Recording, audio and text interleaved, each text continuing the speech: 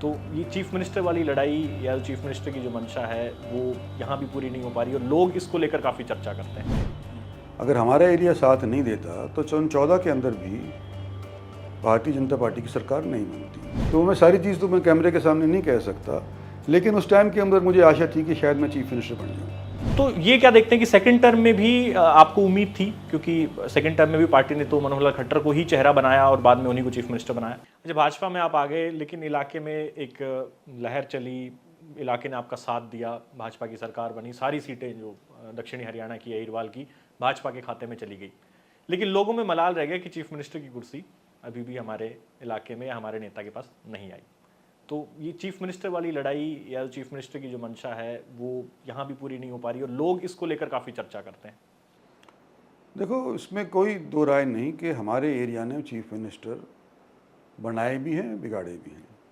अगर हमारा एरिया साथ नहीं देता तो सन 14 के अंदर भी भारतीय जनता पार्टी की सरकार नहीं बनती।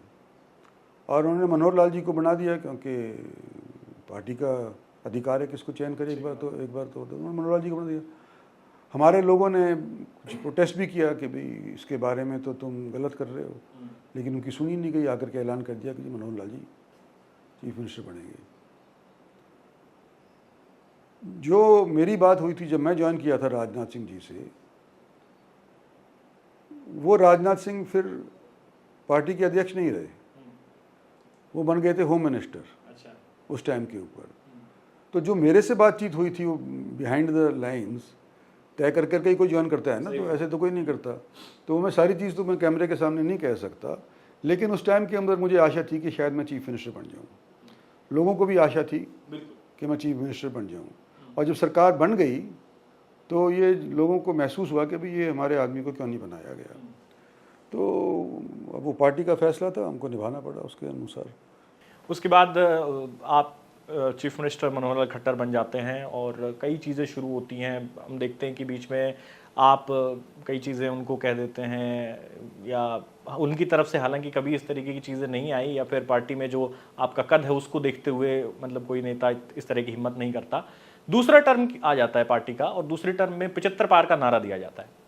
वो नारा आप सफल नहीं हो पाते, उसमें सीटें आपकी कम रह जाती हैं और इस इलाके से भी एक दो सीटें, आप जैसे रेवाड़ी की है और महेंद्रगढ़ की सीटें हैं, वो कांग्रेस के खाते में चली जाती है और मेवात की भी 3 सीटें कांग्रेस के खाते में चली गई।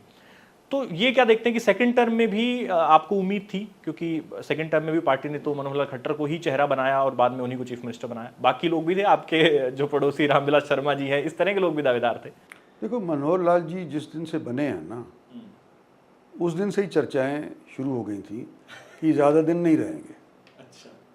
और ये पार्टी की सोच है या किसकी सोच है मुझे तो पता नहीं, लेकिन इस तरह की बातें, अफवाहें आती रहीं, चाहे रामविलास हो, चाहे अभिमन्यु हो, चाहे अनिल विज हो, या धनखड़ साहब हो, या राव इंद्रजीत सिंह हो।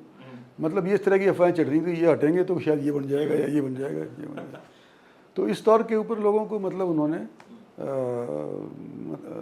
बागी होने नहीं दिया और उम्मीद के ऊपर ही मतलब चलाते रहे। हाँ, तो वो स्ट्रैटेजी थी भारतीय जनता पार्टी की। मनोहर लाल जी अपने तौर के ऊपर शुरू के अंदर तो इतने राजनेता नहीं थे, अब तो समझने लग गए सारी चीज़ें। अच्छा। आप मानते हैं कि अब उन्होंने गुर सीख लिए सारे एक्टिव पॉलिटिक्स? हाँ, वो सारे सीख लिए हैं।